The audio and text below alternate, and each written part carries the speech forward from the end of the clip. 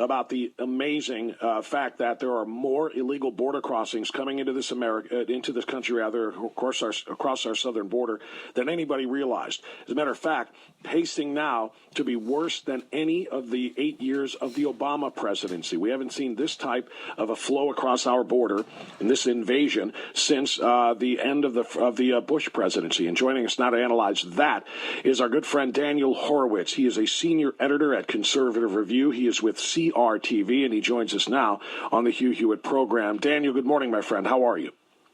I'm doing all right. Great to be with you. Still bright and early in the morning. Yes, indeed it is. And I appreciate you coming on, Daniel. You wrote this piece yesterday, and I took a look at it. That's why I reached out to you to say we have to talk about it on the air. I know we're beating some of our listeners over the head with stats and facts today, because I just had Peter Kirsanow on giving stats and facts about hate crimes. But we need to know these numbers. Share with us what you mean when you talk about the awful data, talking about the border invasion being worse than we ever thought. Sure. Right now, qualitatively, for several months, this has been the worst flow I believe we've ever had at the border. But now, even quantitatively, the numbers in many ways are higher than they've ever been. So, let's just talk on an annual basis, because I think that's easier to picture. The 76,000 apprehensions in 1 month would be an annualized pace of about 940,000 a year, just shy of 1 million people coming across our border. Think about it. When we watched the disaster in Europe unfold, when the Islamic civil wars broke out over the past number of years, we thought to ourselves, man, it's great. We're across the pond and we don't have to worry about that. Well, we have that now every year, and it's intensifying. The trajectory is so sharp that even last year, for example, when we saw 13 large groups come across the entire year, now 70 came across just in the first 4 months. Now, here's the thing. As you mentioned, this is the highest pace since roughly 2007, 2008. But it's worse than that. The key element to know is this. Back then, 90 to sometimes 98% of those crossings were Mexicans. The overwhelming majority were single adults. So based on our policies, we would immediately repatriate them, expedited removal within a couple hours. Sometimes we would do what's called turnbacks and just prevent them from even coming across the border. So those were all counted. So, sometimes the media will point out, well, there were years we had 1.3 million, even 1.5 million apprehensions. Here's the thing with that. A, those numbers are inflated because a lot of them were the same people coming over 7, 10, 12 times within a few weeks. So they weren't unique individuals. It is very likely that we have now surpassed any era in terms of the number of unique individuals, because they are all, most of them Central Americans, most of them family units and children, all coming for the first time. So in sheer numbers, it's the most. But then the second consequence of that difference in demographics is that we treat them like refugees, and we can get into the politics of that and why that's wrong. But the point is, we bring them all in, and whereas back then we had 1.3 million apprehensions, but we'd have 1.2 million returns. Now, if we're on pace to have, at an annualized rate, getting close to 1 million apprehensions, almost all of them are remaining in the country and getting released within about a week. We are saddled with the cost for the schools, the hospitals, the welfare, the birthright citizenship, and yes, the crime and the drugs and the gangs. So that's why qualitatively and now a little bit quantitatively, this is the worst flow ever. You mentioned the politics of it and treating them like refugees. How much of these numbers are to blame or rather, I should rephrase that, how much are the caravans, which are unprecedented? This is a new thing to have tens of thousands, in some cases, 5,000 to 7,000 in other cases, of caravans coming up and unifying and coming up here en masse. How much of these numbers are affected by that? We all said to ourselves, all right, it's bad enough that we have traditional legal immigration, but there's no way we're letting in these caravans. Just a blatant, brazen violation of the sovereignty of a nation state just coming in almost literally like an invasion. And the president said, we didn't let them in. I got news for you, Bob. We're letting them in. What the Mexican government did is they took off the fire hose and they put on a sprinkler system. So they know that our public will not tolerate 10,000 people rushing at our border at once.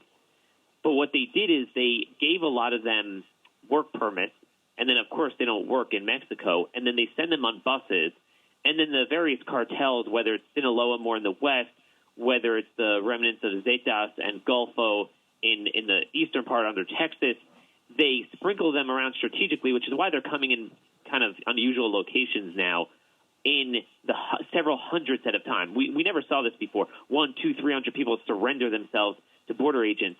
I have pretty good evidence from the people I'm talking to that a big part of these numbers are actually the caravan. In other words, they're not people coming a straight shot from Honduras and Guatemala, and then the cartels organize the 2s and 3s into hundreds and 200s.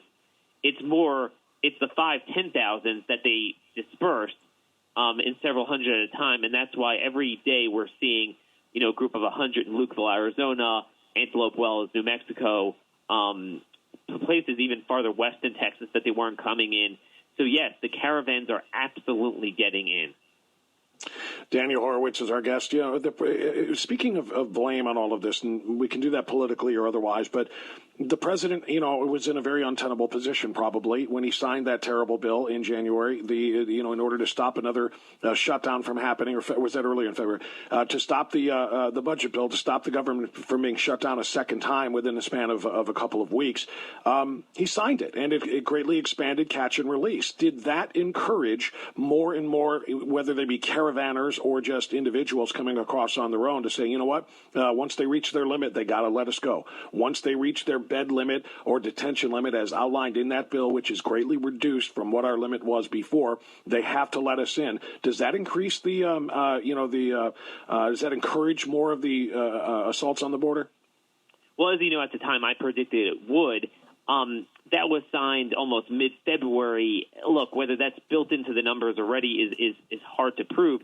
Clearly, the existing magnets already are doing it, because what's happening now is it's not just the fact that you come here with a kid, you're here to stay. It's so bad that what I'm hearing is that even single adults are being let go just because it's a self-fulfilling prophecy. The more that come, the more they shut down the detention space, the more we don't have room for them. And then now it's just straight up catch and release, which then incentivizes even more people to come. And part of that bill also is they cut detention space by 17% when we need more. Here's the important thing about that. The president was not in an untenable position. There was a very simple third option, which was, and this is a big point we made, aside from the very stark flaws in that bill. There was the political problem that he signed away his leverage. All we needed was a simple short-term CR, just to say, no, we don't have a long-term agreement. Let's do this. You know why? Because we knew this was coming. We knew the president would be proven right. We knew the numbers would show this. Imagine if today we would have a live ball, not instead of a dead ball all the way until the end of the fiscal year, where we had another budget deadline in a week or two. And now the Democrats are completely busted on this. But unfortunately, now there's no leverage. And that was the whole point of just keeping it going, keeping this as the top issue. And guess what? Guess what became the top issue the minute he signed that? Mueller and Cohen and all this stuff. But as long as we had this as the top issue, it really kept the Democrats busy. So I think that was the big strategic mistake there. And unfortunately, all we're left with is this massive political capital the president is expending in this big fight over the Emergencies Act, when it's really only going to net, at best, $2.5 billion in extra border funding, which doesn't really speak to the source of the problem. No, it doesn't. And Daniel, I largely agree with your point. I, too, was calling for a 1 or 2 week CR to do exactly what you described. But, you're assuming that they would have gotten that. You're assuming that the Republican leadership would have been able to do that and pass and the Senate as well would pass a CR in order to keep this thing going again. Look, if we're at the point where we can't even pass a clean CR, and we're going to say the Democrats are going to win that, then we need to go home. I mean, the whole point was we won our things and they balked. But, I mean, if he was offering a clean CR and they would shut down the government, I mean, I doubt the Democrats would have done that. But the Democrats in the Senate would have, because they know that any shutdown is going to be blamed on the president, not them. They wouldn't have voted for the CR. They would have let it shut down and said Trump did this over his wall, his temper tantrum. That's the problem. well, I guess we're done then. I guess, we need 100 seats in the Senate. Well, you're right. Either that or we needed Leader McConnell to lead and use the nuclear option and vote and change the rules to a simple majority. But that is something, obviously, he is not inclined to do. Daniel Horowitz, thank you so much for the analysis. Read Daniel's work on this issue at conservativereview.com. Thank you, Daniel.